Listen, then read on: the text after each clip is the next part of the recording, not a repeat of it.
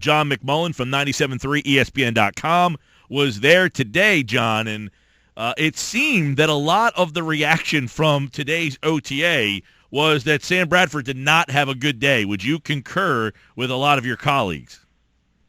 Yeah, he wasn't very good today. He had a number of passes that his first pass of the day was picked off. It was a deep in route for Josh Huff. It got tipped up in the air. Rodney McLeod picked it off. And from there were a number of other passes that should have been picked and were dropped. So it definitely wasn't the best day for Sam as far as moving forward in this competition. But it is still early in the process, and I don't think anyone's going to overreact to that. Well, I shouldn't say that. That's funny. No doubt about it, and it's like I said, I feel bad for this guy in some ways. Now, I know people are like, I don't feel bad for this guy. You shouldn't feel bad for this guy. But he's getting live tweeted when his pass in shorts and a T-shirt gets intercepted. I think it's going to be a long road for this guy.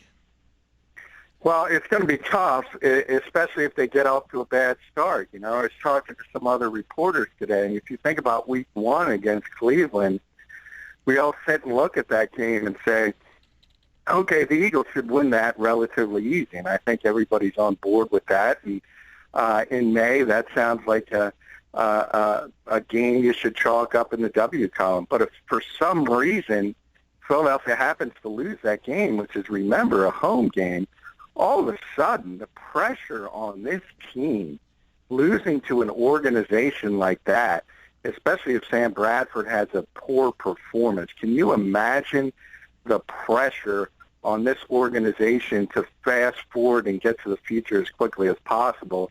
And that obviously would be Carson Wentz. It's going to be interesting. The only way he can fend it off, we've talked about it, is play consistently and play winning football. And if he does continuously do that, he's not going to have an issue. But I don't know many people that think, and not only because of Sam, but if you look at the skill position talent around him, I don't think there's a lot of people that look in this team and say, hey, they're going to be a consistently good winning team, and there's not going to be these thoughts creeping up in people's minds. John McMullen today live at the NovaCare Center where the Eagles' third set of OTAs kicked off.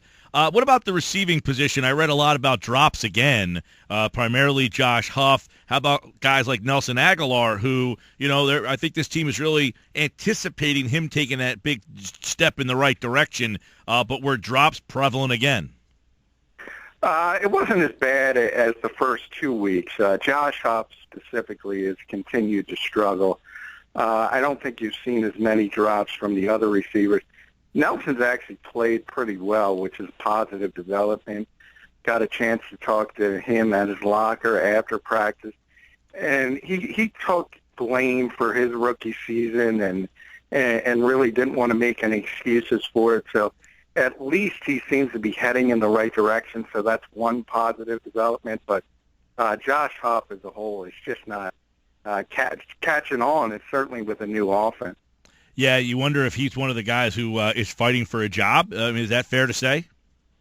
Yeah, it is fair to say, and especially when Ruben Randall gets back healthy. Remember, he's out with the gallbladder surgery, so when he's there, it's pretty clear that Chris Givens has performed better than Josh Huff at this point. So all of a sudden, if you start to look at the numbers game, and Jordan Matthews is going to be there, Aguilar is going to be there, Randall's going to be there, Chris Givens is there, all of a sudden it starts to get very slim pickings during a roster spot, and you have to contribute on special teams. Now, the one positive of that for Josh Huff is he is a pretty good kick returner, but I'm not sure if he's going to figure in as a main cog in that receiving corps unless he really starts clicking and turning things around, because right now the guy out there does not deserve to be in that receiver rotation.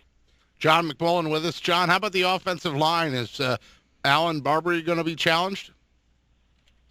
Well, I think he's going to be challenged in August, and that's when Isaac Seumalo gets back, the rookie draft pick. But remember, his college is on the quarter system, so he's not going to be back in Philadelphia until training camp starts. So that's difficult for him because obviously he's behind the eight ball. If anyone needs these OTAs, it's not the veteran players, it's the younger players. And him missing all that time will certainly affect it. But I do believe once he gets here in late July and training camp starts, I think the Eagles are going to want to see if he's capable of taking over that left guard position. If that doesn't happen, I think it's Alan Barber's job because this coaching staff seems to like him, similar to the last coaching staff. And, you know, all these NFL people get together and they think a lot more of Alan Barber, I think, than the rest of us do. Yeah, and I saw, I think you tweeted out, and a bunch of guys, that he got into a little scuffle today. He did with Mike Martin, the defensive tackle who signed as a free agent in April. They got in the first scuffle, at least while we were there, the media, the first one of the year. So it was a little understandable because it was hot today, and you know how tempers can flare. But talked to Alan Barber afterwards in the locker room, and he just chalked it up to just temperatures rising, and mentioned we're still teammates. And as soon as it was over, it was over. And he said it's not going to move forward at all. It's like Mike and I. We hug it out, John. How about hug it out? You know what? How about running back? Matthews was back, and so what's the thought on how they're going to split the time at the running back position? Well, running back is starting to be an issue because obviously Ryan Matthews missed at least some time last week with an illness. He did not practice Tuesday while we were allowed to watch practice.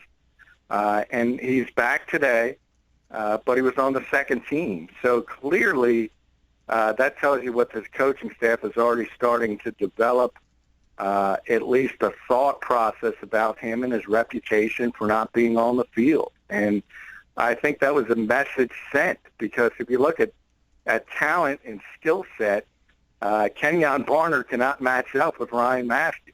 So I think that was an attempt in late May to send a message, and we'll see if it works. Because if Ryan Matthews can't go and can't be the main back of this team, they got a really, really serious problem. I saw in your article on 97.3 ESPN.com that with Cox out, there's a name that is a big part of the rotation. Martin, do you think that maybe that he's liked by Doug Peterson over Bo Allen or Jim Schwartz over Bo Allen? Yeah, I think, he started out. Taylor Hart was actually on the first OTA practice taking Fletcher Cox's reps, and that lasted just 1 week, and it's been Mike Martin ever since. And it's pretty clear that they like him as a player. Obviously, when Fletcher gets here, he'll be the starter. There's no question about that. But this is a team that needs depth at that particular position. And he's a former third-round pick, so he's got some talent. He's coming off a knee injury, but he told me he's completely healthy, and he's obviously opening some eyes amongst the defensive coaching staff. All right, we'll stick on defense. Eagles OTAs continue today at NovaCare Center. John McMullen was there, and Leotis McKelvin, you consistently have been saying that he's been the best guy there. Has that remained the same, and who's paired up with him for the most part? Yeah, well, it's interesting. He's, as I said, and it continues to be that way. He's by far the Eagles' best cornerback, at least to this point, and I think that's going to continue because he's got a significant NFL skill set. And the issue with him, obviously, has been staying healthy over the years, and we'll see if he can stay on the field. But he certainly understands how to play the position he can play, and I think Eagles fans are going to be very happy with him.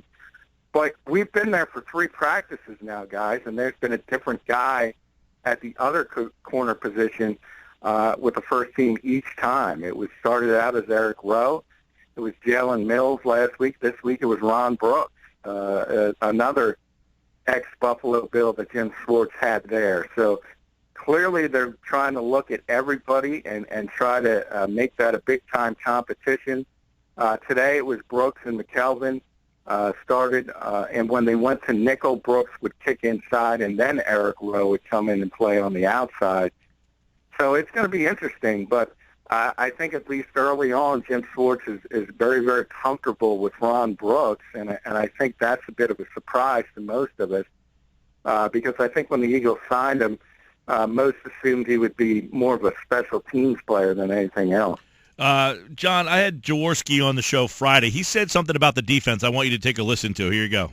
I'm excited about Jim Schwartz. I'm not as excited about the talent. I think there are holes in this defense right now. Connor Barwin changing his position, Brandon Graham changing his position basically to a hand-on-the-ground defensive end rather than stand-up 3-4 outside linebacker. Cornerback position right now is not solidified, and the quickest way to lose in the National Football League is to be weak at the cornerback position.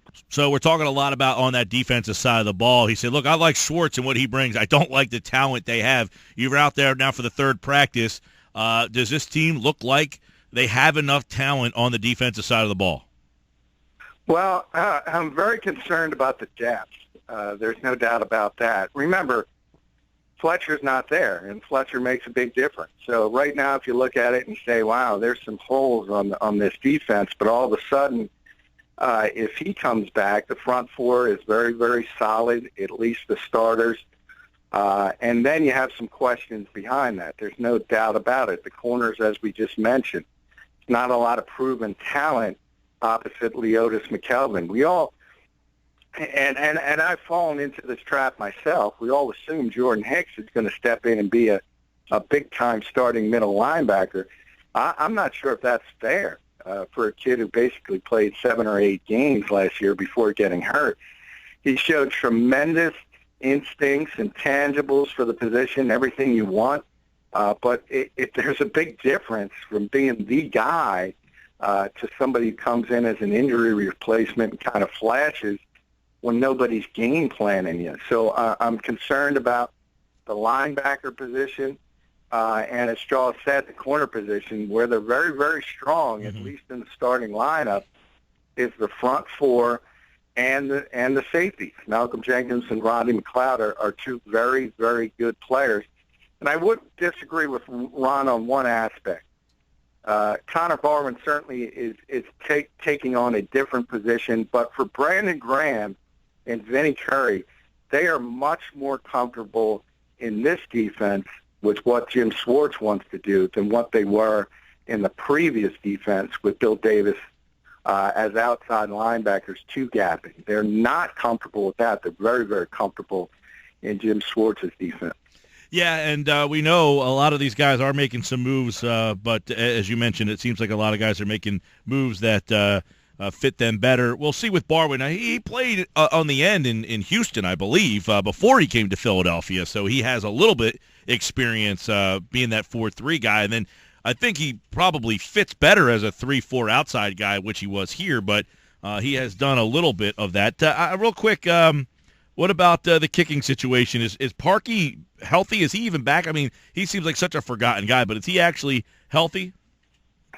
He's not healthy, but he was back in team drills, and he was kicking a little bit. But the Eagles said last week that he's not going to be 100% a full go until training camp, and that's when you can really see the competition heating up. Because right now, Caleb Sturgis has the much stronger leg. It looks like the much stronger kicker, but the other guy's not completely healthy. So I don't think you can make blanket assessments and say Sturgis, because Caleb certainly looked better today, looked better last week, and I expect him to look better next week. But that might all change once Cody Parkey's completely healthy.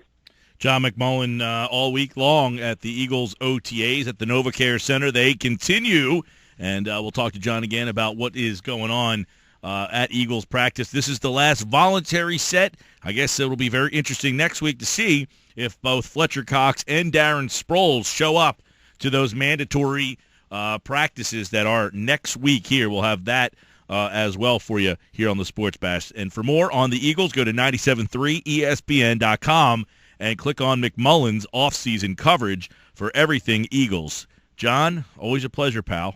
Hey, thank you.